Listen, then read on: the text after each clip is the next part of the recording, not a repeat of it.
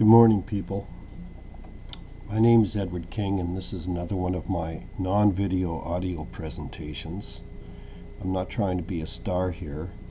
I'm just trying to share some information with some of you out there that may care or may not care or just are curious.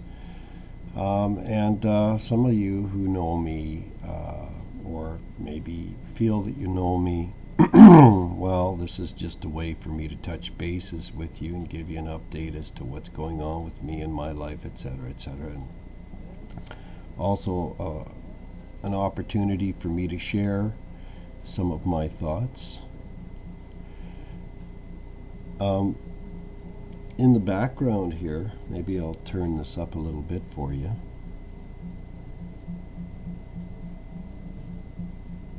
What you're hearing here is a song called Joy Will Find a Way. It's written by one of my favorite Canadian artists, Bruce Cockburn, and just about all the background music for my non-video audio presentations are by Bruce Cockburn.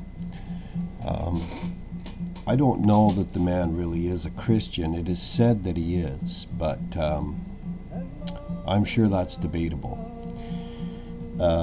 He has a lot of good insights, I think, and into the world. I suppose that's why he was voted president of Friends of the Earth. He is environmentally conscious. I don't think it's a non-Christian thing to be environmentally conscious. We're supposed to be stewards of the earth, but we know in prophecy where that's all going to go anyway. But that aside, for the moment, this happens to be one of my daughter's favorite songs by Bruce Cockburn, so I thought I'd put it on. My eldest daughter, she just turned 23 here, so I want to get some music off to her. I can't imagine she's on a hiking trail with no music. Knowing her passion for music is almost equal to my own, if not equal. I wouldn't go so far as to say that it excels my passion, but she has much time on her side. So yes, but she's very eclectic in her musical tastes. And Joy Will Find a Way is a song about dying, but with a positive message. And yeah, she grew to like it, and she appreciated some of the reasons why I liked the song. And praise God, joy will find a way. And I would like to encourage my listeners, if I might, that it is true. We need to look at to what end we live, and I don't think that the end that we should be living toward would be death or suffering or misery or sorrow or grief or any of those things. We're all looking for joy. We all want to feel good, and I think there's more to joy than just a good feeling. But I think in order to experience emotions, one actually, requires a physical body. And this is likely why I feel that in the Christian Bible, that we will be resurrected in physical bodies, even though Christ Jesus said that in the resurrection we will be as angels.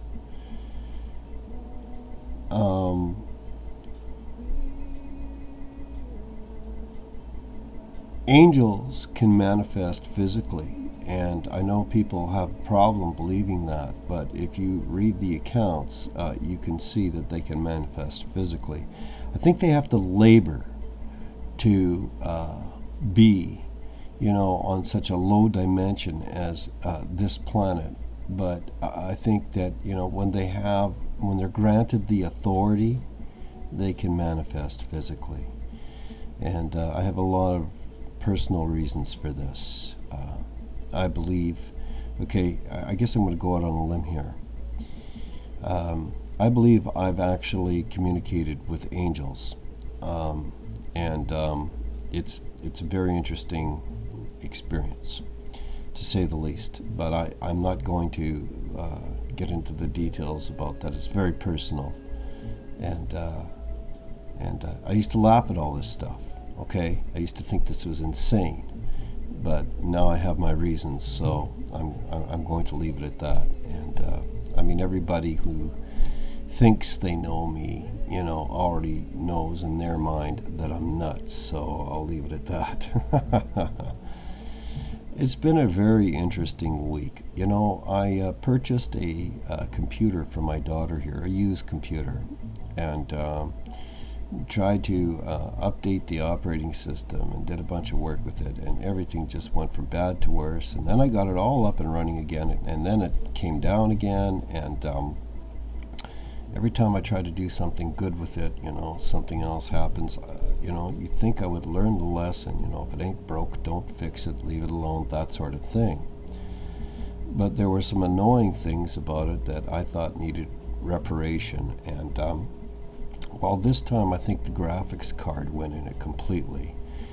So I've ordered myself a new graphics card for this computer that I'm talking on right now, this PC, and from everything I've read, the graphics card that is currently operating on this PC will fit her PC, and if so, she's going to have one real superior graphics card on her PC. So there it is. She's going to get a real game axe, battle axe machine.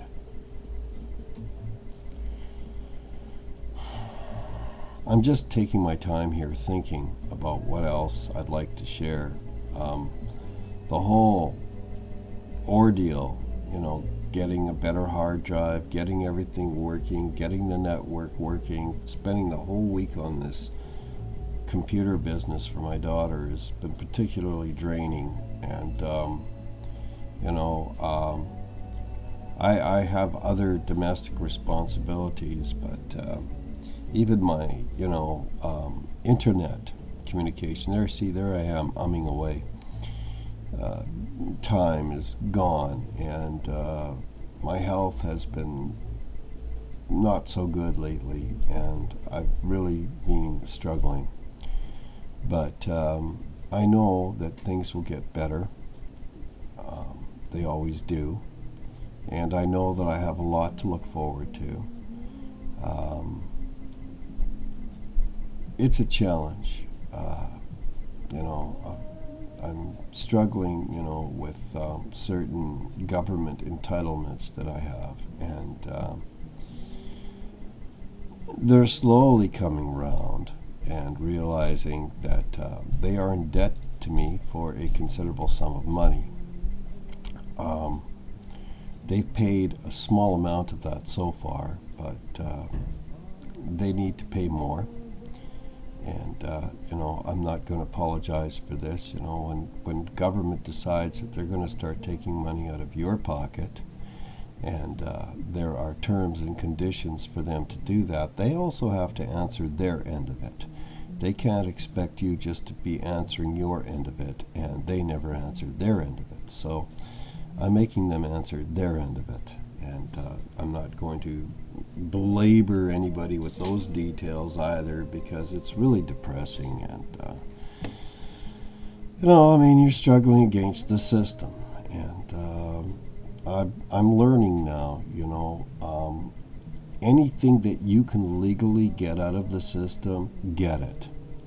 I mean it. Anything you can legally get out of the system, get it. It isn't a question of ethics. It's never a question of ethics with them.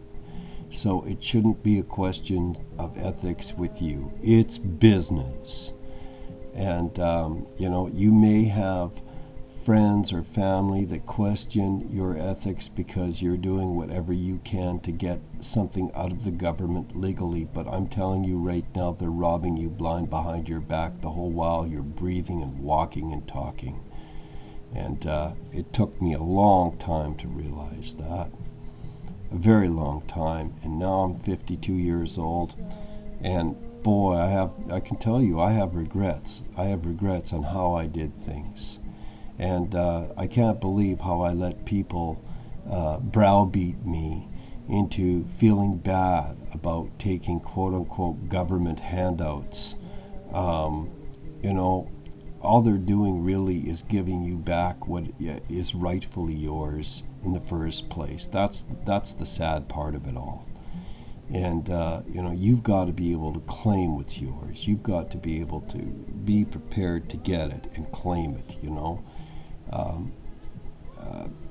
Here in Canada, you know, if you're not prepared to do that, then what does being Canadian mean to you? Because you're born in a wonderful nation with wonderful resources. And if, you know, you've been working your butt off for 10, 20, 30 years, you know, you should be in a position to claim what is rightfully yours, especially if you were born in this nation like I was.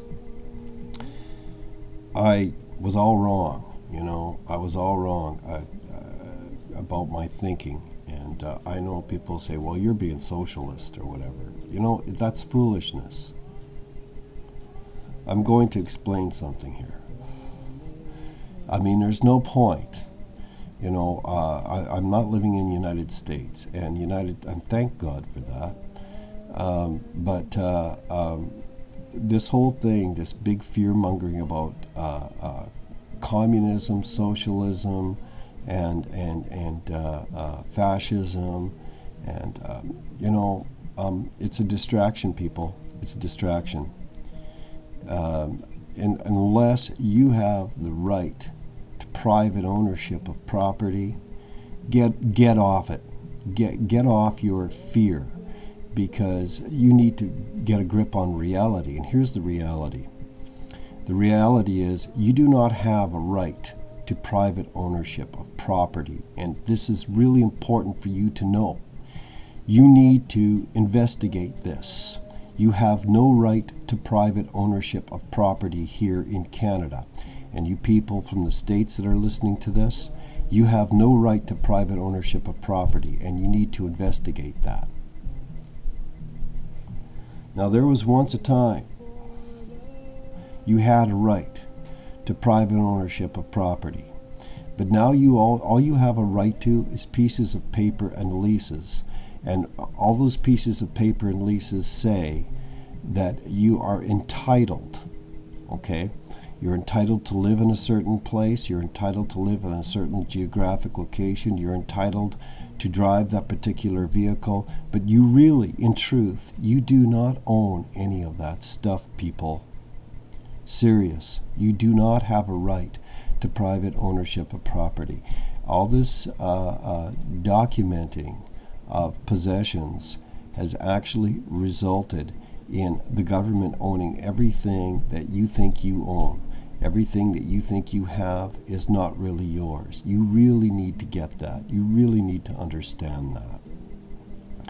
So, if the government is going to do that, and they did, and they have, and if you check here in Canada, I mean, I'm not even going to touch the Constitution. I took a course in the Constitution of those United States of America, and I found out that Americans do not own the right, they don't have the right to private ownership of property. They don't, okay? And before any Canadians gloat, guess what? Fellow Canadian brothers and sisters, you do not have the right to private ownership of property. Check it out. You do not have the right. It is not a right. It is considered a privilege. Okay, and it's a privilege that is granted tentatively. And how do I know that? Well, if you check into the Meech Lake Accord at the behest of Mr. Ed Broadbent of the NDP party, the right to private ownership of property was stricken from the Canadian Constitution.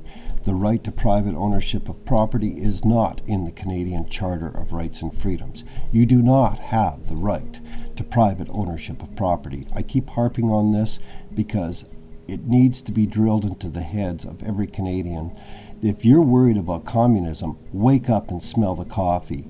You're already living under it. And even worse, it isn't communism. Friends, it's fascism. Okay? And this is the problem with so-called communist ideology. People think they're living in a communist system when they're not. They're living under a fascist regime. They're living under a totalitarian system. And if you think that Russia is communist, you need to look again. You need to look and realize that there is an elite group of people in this world, and they call the shots, and they say where the money goes, and they say where the wealth is distributed. And sorry, people, this is all distraction. This is all smoke and mirrors. Communism is what they want to keep you afraid of. But they don't really talk too much about fascism, do they? But fascism is a greater enemy than communism. Communism looks great on paper. It doesn't work because it isn't practical. I'm not a communist, but I'm telling you right now that I'm living under a regime that is even more dangerous than communism. It is elitism. It is fascism. And the very rich, I'm talking about the very, very, very rich, they're the ones that call the shots and determine how much everybody gets. And they get a little bit of, grassroots from bottom-up feedback, and they work it out amongst themselves how that's going to benefit them. Okay? And if it doesn't benefit them, your feedback falls on the wayside. It's that simple. They're really looking after their own butts all the way. Any intelligent leader knows that if a nation does not tend to its infirm, to its needy, to its destitute, to its, I already said infirm, but to its widowed, to the fatherless children, that society is doomed to fail. They don't want that. They want to keep the system operating. They want to keep people employed. They want to keep people running the hamster wheels of the tax dollar generators, and so they make a little bit of a consolation there. It's not for you folks, it's for them, to keep everybody running and operating for them. It's all ultimately for them. All right? You need to understand this. The banksters and gangsters of the present age, the untouchable ones, all right, are only doing this because they're only covering their own butts with your money. Okay? You need to understand this is the way the system actually operates. So, if you're worried about communism taking over Canada, you need to look again. Communism is here and gone. It's already gone from communism to fascism. Same as in USA.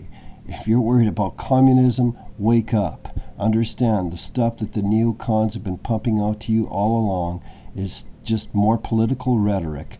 And really, the fact of the matter is, you're living under a fascist regime. So there it is, my friends. I love you and God bless you. There's a better kingdom to come. I guarantee you, there's a better kingdom to come. And, I love you all you who listen to what I have to say. I appreciate all my Facebook friends because I don't think that they're putting all this stuff on Facebook and spending hours on Facebook, expressing their views about things because they don't care. I think what I've learned is there's a lot of care going on in this world. There's a lot of people who really do care. And what they want to do is they want to wake up everybody else. And, the wake-up call is running hard and strong. People are waking up. It's not a question of waking up. I mean, at some point, activism is required, and people need to start doing things, making a difference.